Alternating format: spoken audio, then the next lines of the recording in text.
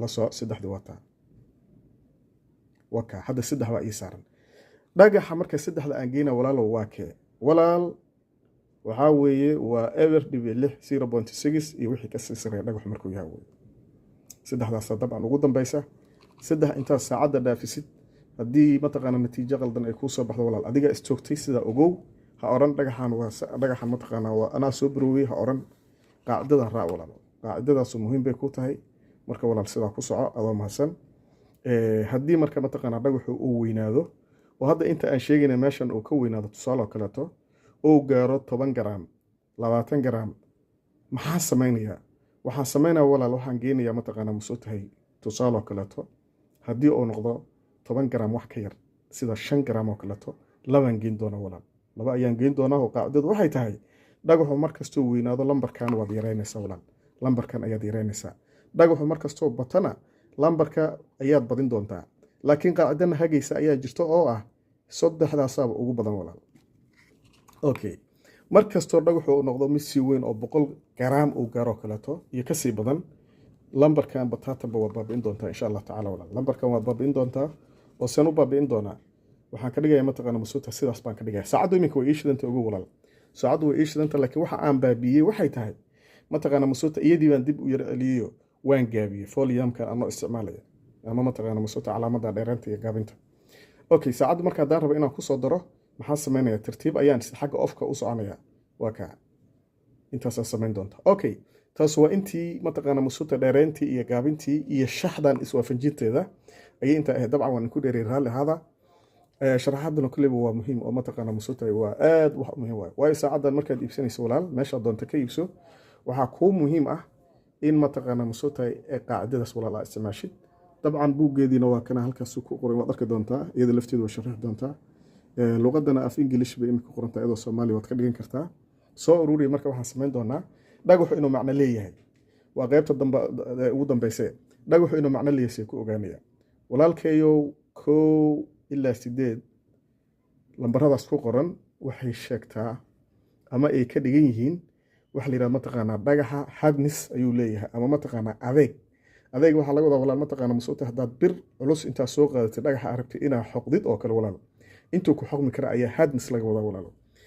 walaal marka sida daraadeed su'aalo kale ta dhagaxa aan naqaanay aadka u badan wadanka aadka ugu badan loo yaqaan quartziska ama dhagax baruurka inkastoo dhagax kasto cad ay dadku u yaqaanaan dhagax baruur ma ahan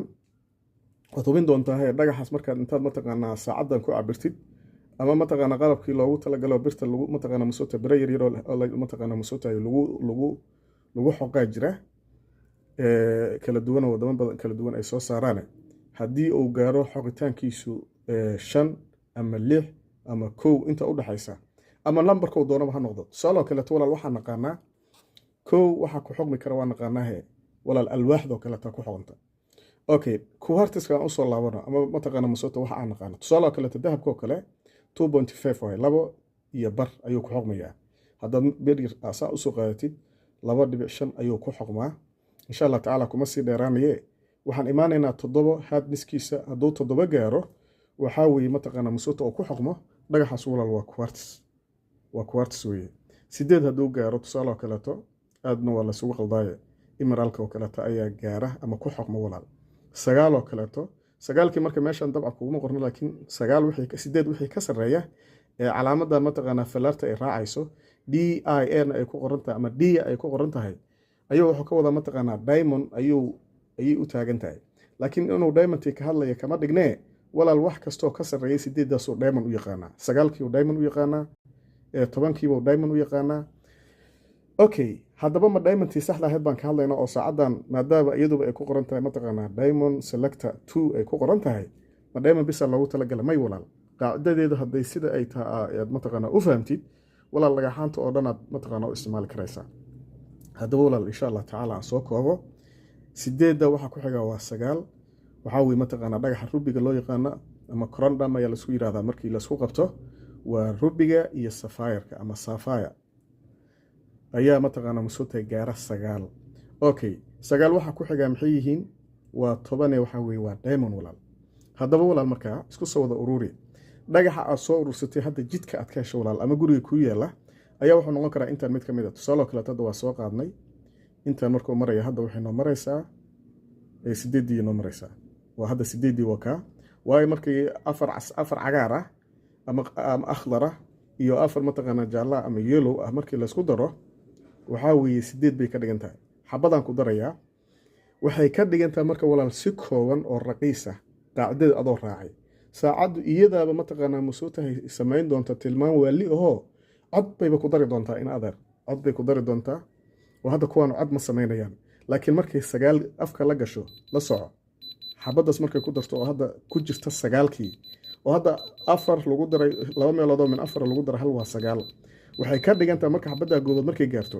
dhagaxaasi ama sapphire noqon doonaa ama wuxuu noqon doonaa ruby